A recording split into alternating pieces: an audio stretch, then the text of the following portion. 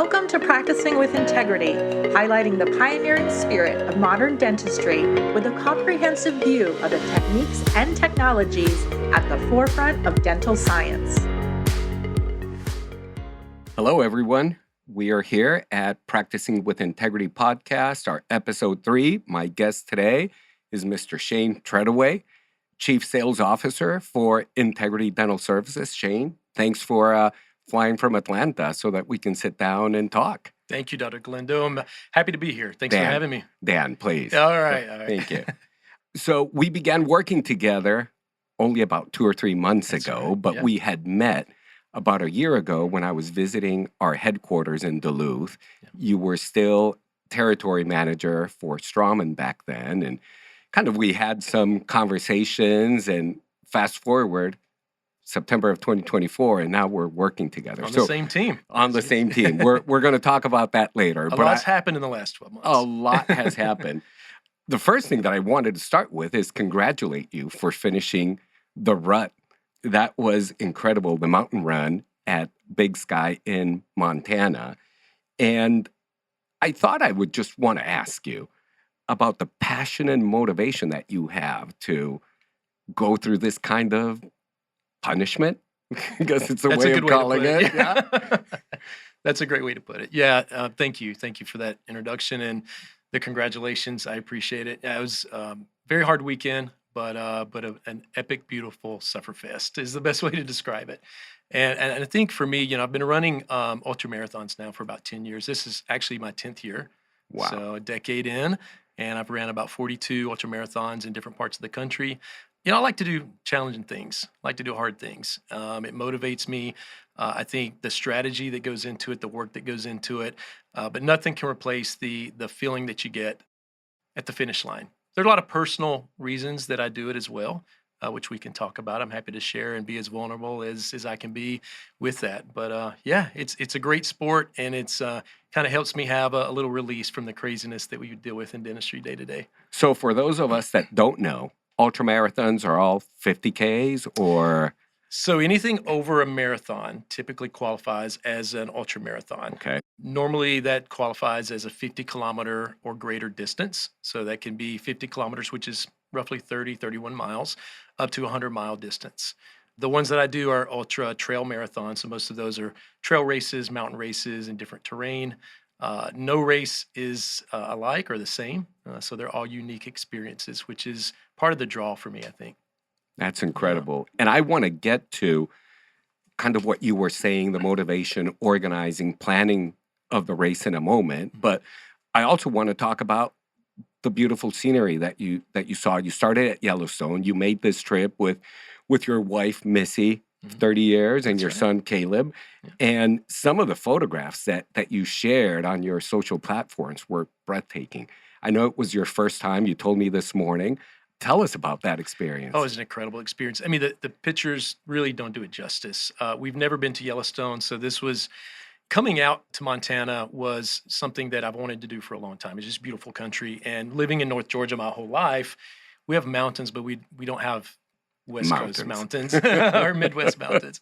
Exactly. So it's very, very different. And this race, the Rut is what it's called. It's a 50-kilometer mountain race that summits Lone Peak in Big Sky, Montana.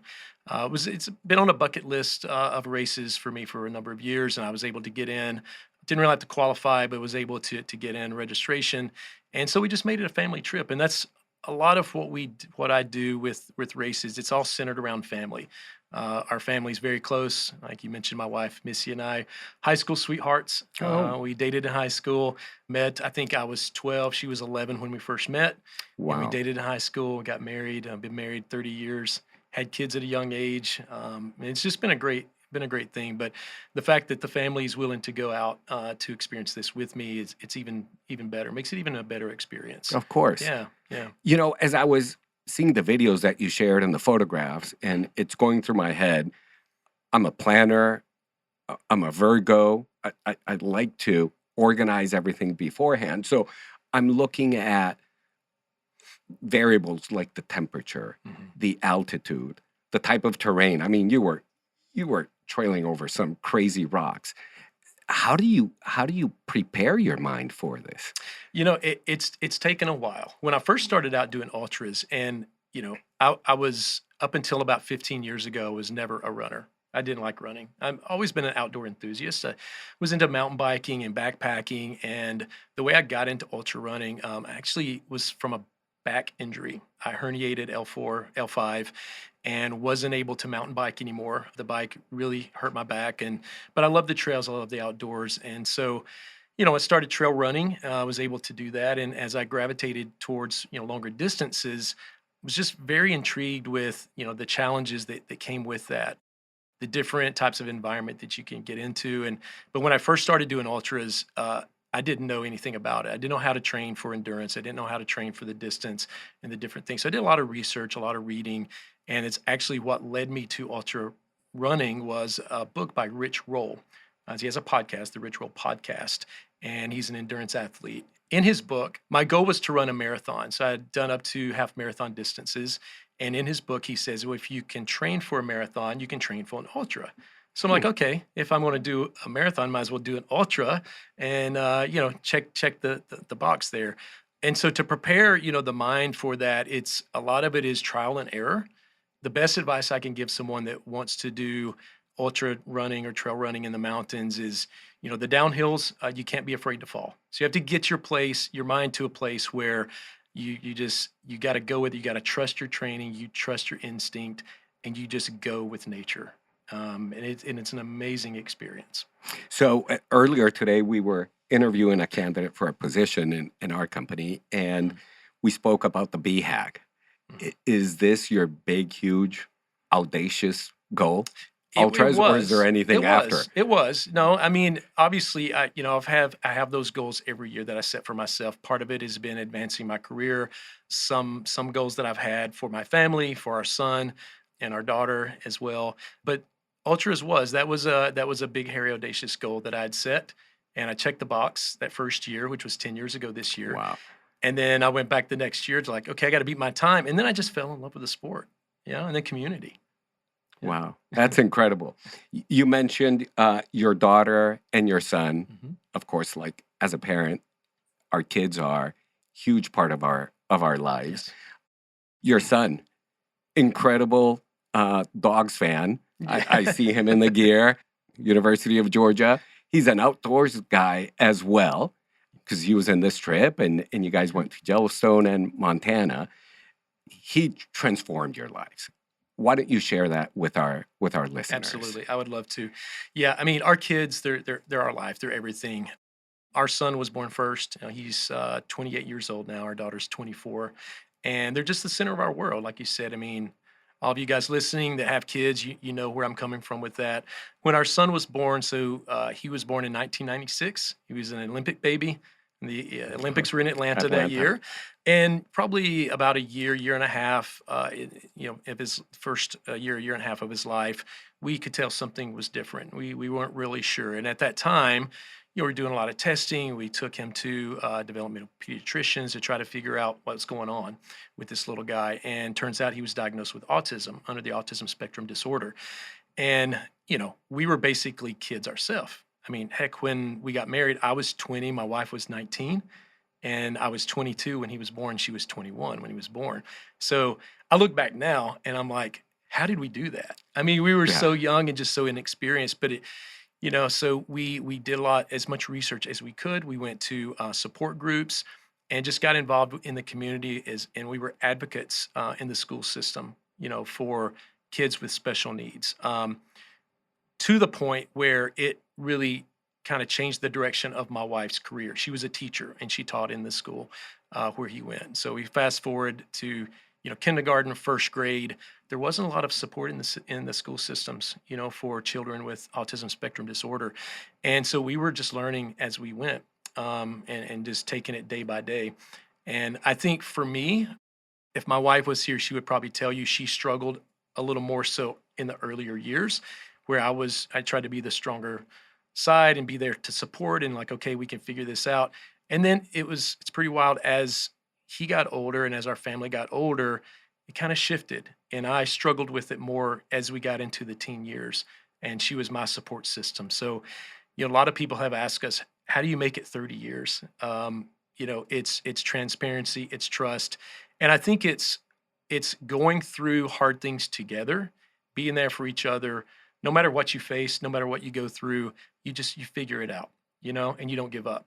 And I think a lot of that has translated into my hobby of ultra running.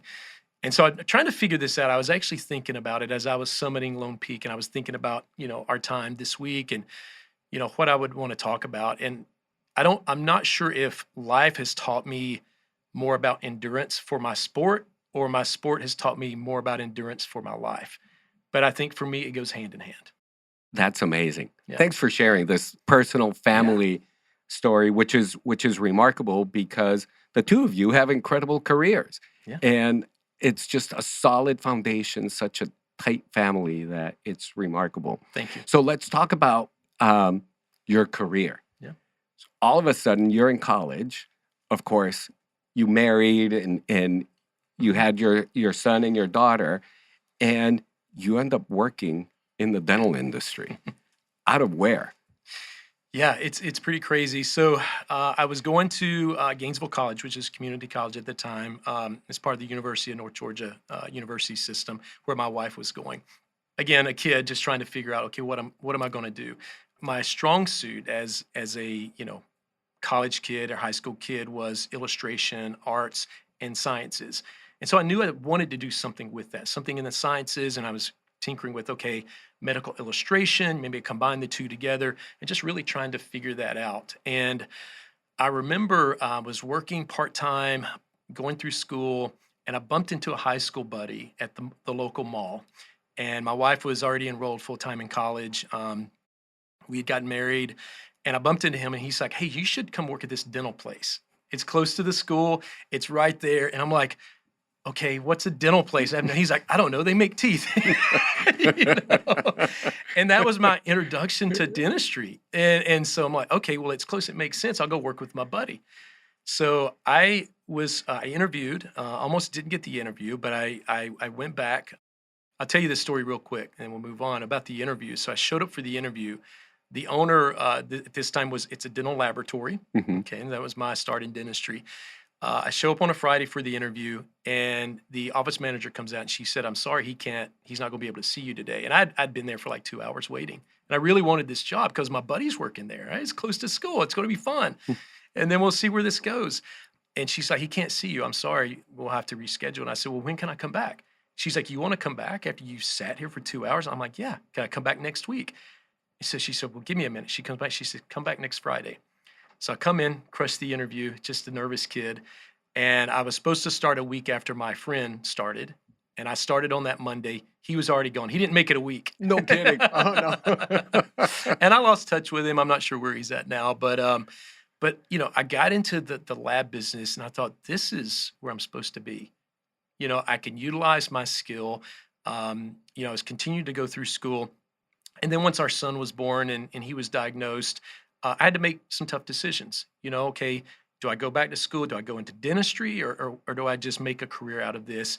And so for me at the time, the personal decision and the family decision was pulled out of school, focused on my career, and became a technician. And I remember, thinking back, it was the first week or two, I asked the person that was training me, I said, what are all the people walking around with the baby blue jackets, the light blue jackets, the smocks? She said, those are the senior managers. I said, okay, that's what I'm going to be.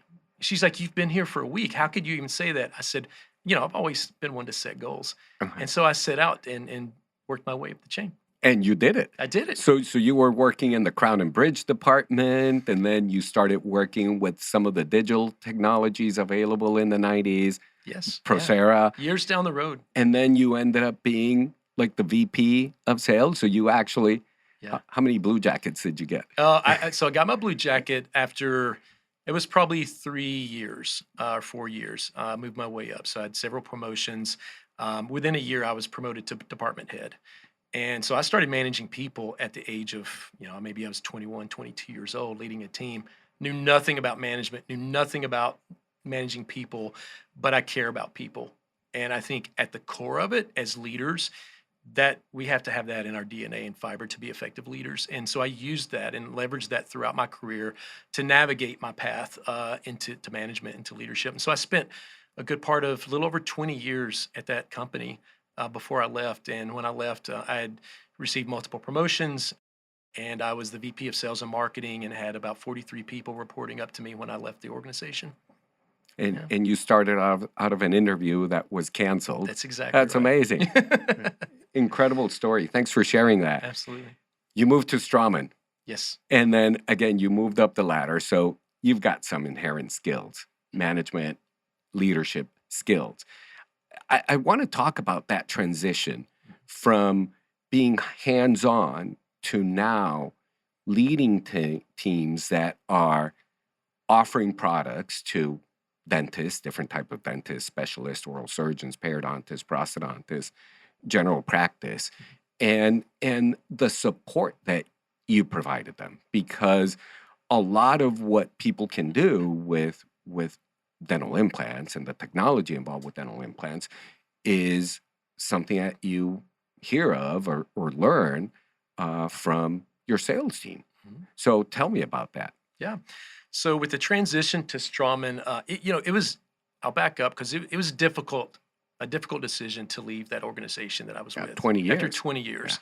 And I was asked when I interviewed with Strawman, why would you ever leave? And so for me, it was a decision that I wanted to advance my career. I mean, I had 20 years of my career with this company, and I have the utmost respect for the family, the owner that I worked for. They treated me great. They treated me like family, and it was a great place to be. But I wanted more for my career. But also remember, out of those 20, almost 21 years there, I'd been managing people for a good part of like 18, 19 years at that company. Right after you started. Exactly. Yeah. And so, I'm like, okay, I want to take a shift. I'm not going to be able to buy the company because the sons had come into the business, and it was a family-owned business. And I realized that I was at a ceiling. So I wanted to take a transition in my career path, and Strawman was the one that stood out to me. I had my eye on a couple of companies, but I've always believed like I want to work for the best. I want to work for a premium. I want to be proud of what I'm representing, which led me to integrity as well. That same mindset.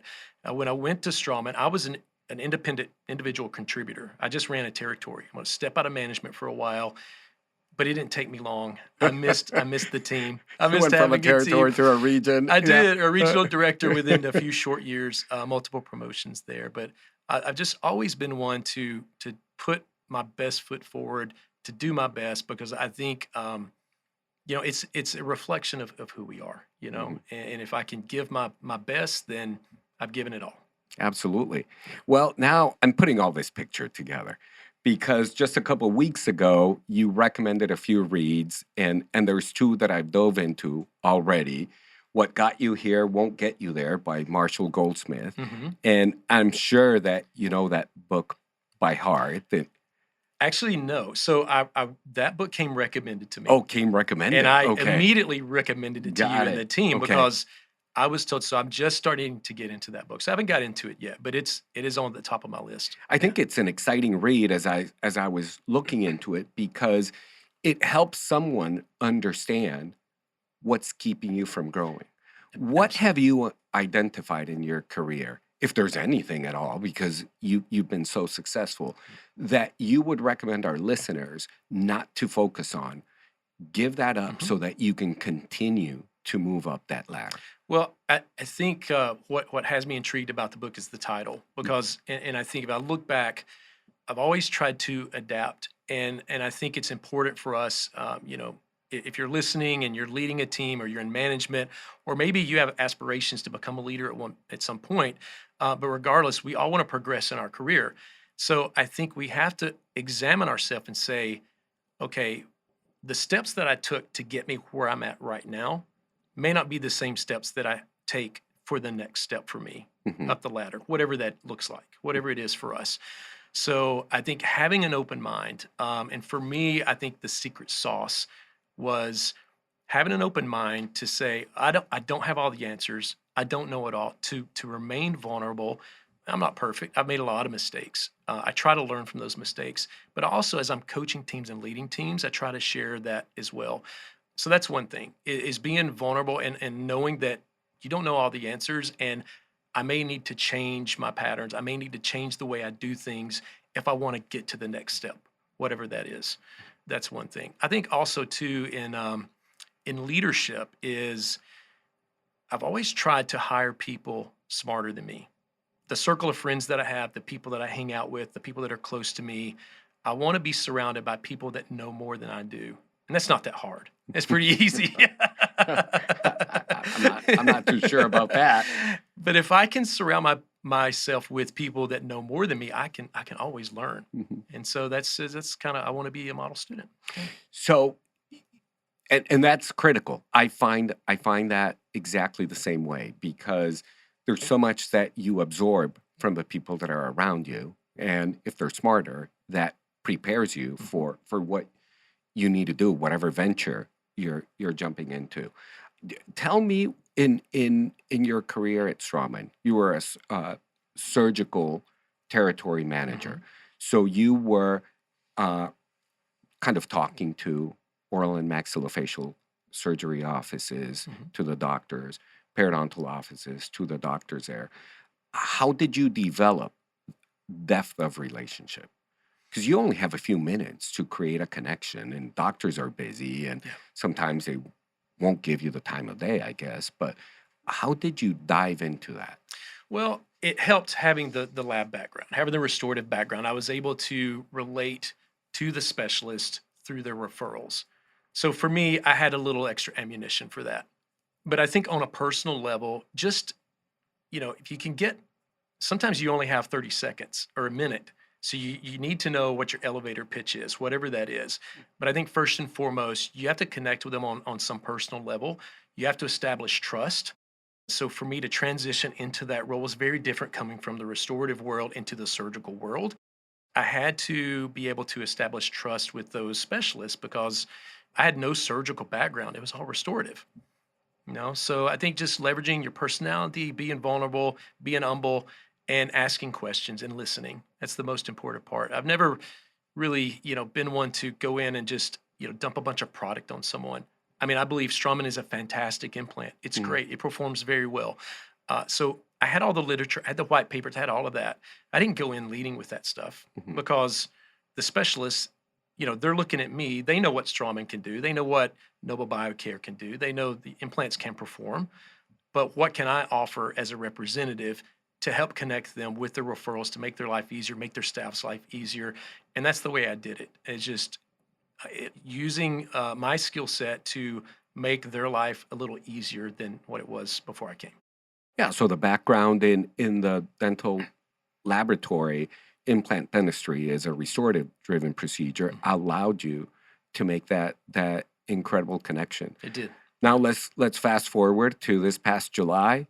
You Yeah. become Chief Sales Officer of Integrity Dental Services. Mhm. What was your vision when looking for this position? Yeah, it's a great question.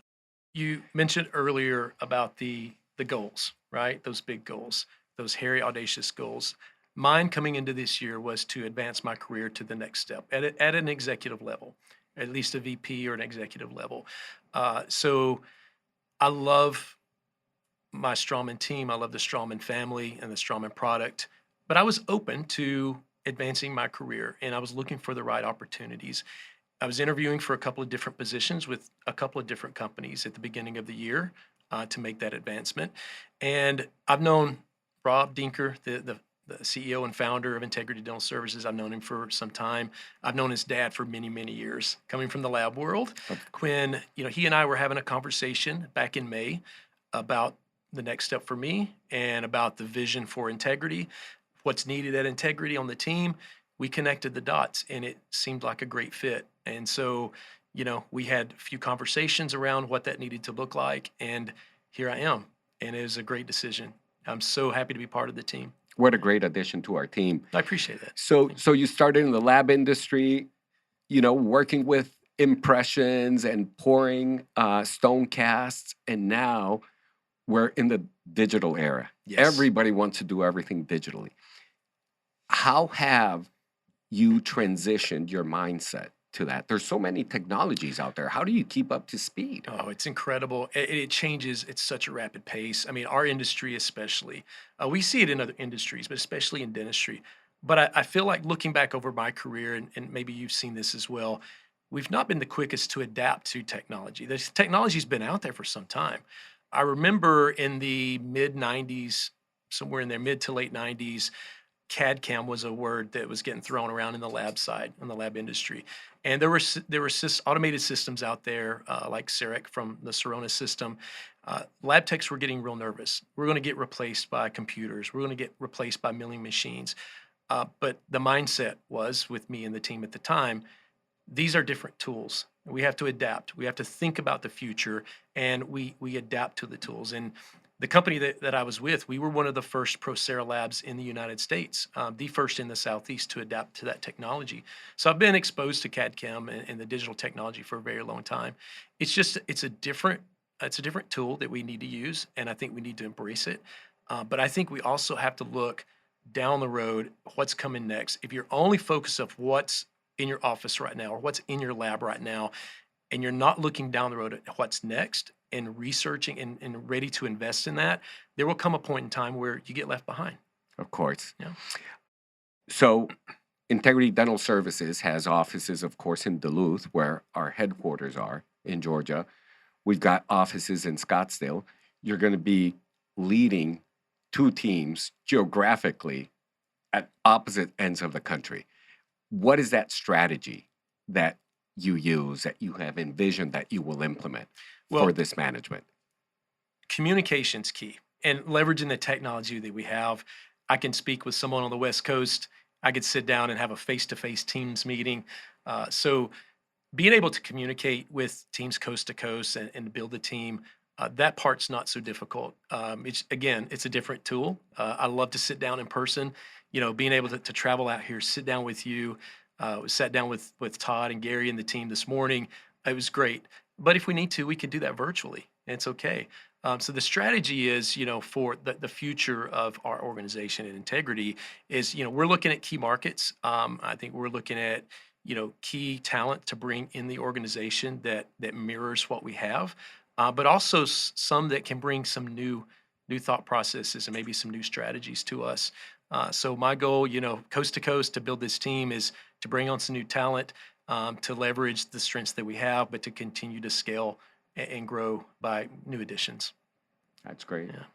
The advent of digital technologies, of course, it's driven primarily by certain practitioners. So I would say general dentists are always looking at getting into technology.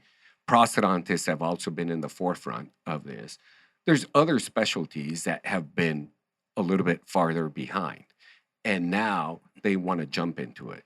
And you dealt with those, especially oral surgeons and periodontists that now want to just jump into this incredible wave and momentum that the industry has created.